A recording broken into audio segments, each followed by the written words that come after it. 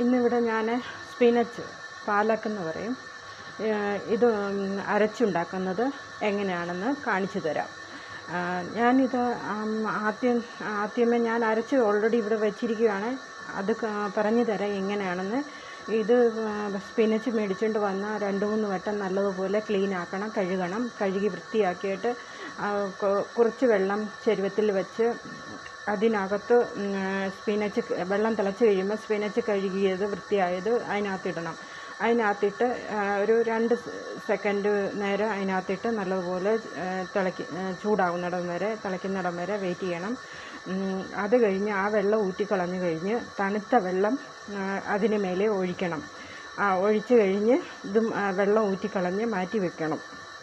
ഇവിടെ ഞാൻ ചീനച്ചട്ടിയിൽ ശകലം എണ്ണ ഒഴിച്ച് ശകലം ജീരകവും ഇട്ട് കടുക് പൊട്ടിച്ച് വെച്ചിട്ടുണ്ട്. ജീരകം പൊട്ടിച്ച് വെച്ചിട്ടുണ്ട്. അതിനകത്ത് ഇതിനകത്ത് ഞാൻ ഈ 4 അല്ലി വെളുത്തുള്ളി ഞാൻ ഇതിനകത്ത് വെച്ചിട്ടുണ്ട്. അത് ഞാൻ ഇതിലേക്ക് ഇടാൻ പോവുകയാണ്. ഇത് ഞാൻ ഇതിലേക്ക് ഇട്ടു. ഇവിടെ നമ്മളുടെ ഗ്യാസ് സ്ലോയിലാണ് വയ്ക്കേണ്ടത്. അത് ചെറുതായിട്ട് ഒരു കളർ ചേഞ്ച് ആകുമ്പം നമ്മൾ ഈ അരച്ച് വെച്ചിരിക്കുന്ന പാലക്കിനകത്ത് നമ്മൾ അരയ്ക്കാൻ നേരം അത് വെള്ളം ഊറിപ്പോയി കഴിഞ്ഞ് അരയ്ക്കാൻ നേരം നമ്മൾ അതിനകത്ത് 2 പച്ചമുളക് ഞാൻ ഇട്ടു. പച്ചമുളക് 2 ആണോ 1 ആണോ എന്ന് എരിവനുസരിച്ച് വേണം നമുക്കിടാൻ. ഞാനിവിടെ 2 എണ്ണം ഇട്ടു. കാരണം എരിവുള്ളതാണെങ്കിൽ 1 മതി. വളരെ കുറച്ച് പാലക്കാണെങ്കിൽ സ്പിനച്ച് ആണെങ്കിൽ അതുപോലെ മതി. അപ്പം ഞാനത് എങ്ങനെയാണെന്ന് ഞാൻ പച്ചമുളകും കൂടി ഇട്ട് അരച്ചിവിടെ വെച്ചിട്ടുണ്ട്. അപ്പം ഞാനതെങ്ങനെയാണ് വെക്കുന്നതെന്ന് കാണിച്ചു തരാം. ചെറിയ കളർ ചേഞ്ച് ആയിക്കൊണ്ടിരിക്കുകയാണ്. അപ്പം ഞാൻ ഇതിനകത്തോട്ട് പാലക്ക് സ്പിനച്ച് അരച്ചത് ഇതിനകത്തോട്ട് ചേർക്കുകയാണ്.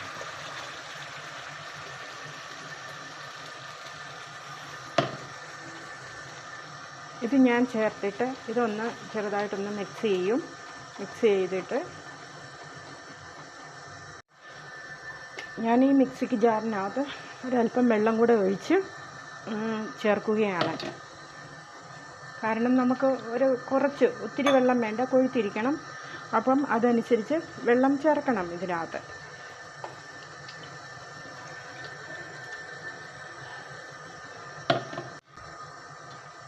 ഇനി ഞാൻ ഇതിലേക്ക് ആവശ്യാനുസരണം ഉപ്പ് ചേർക്കുകയാണ്.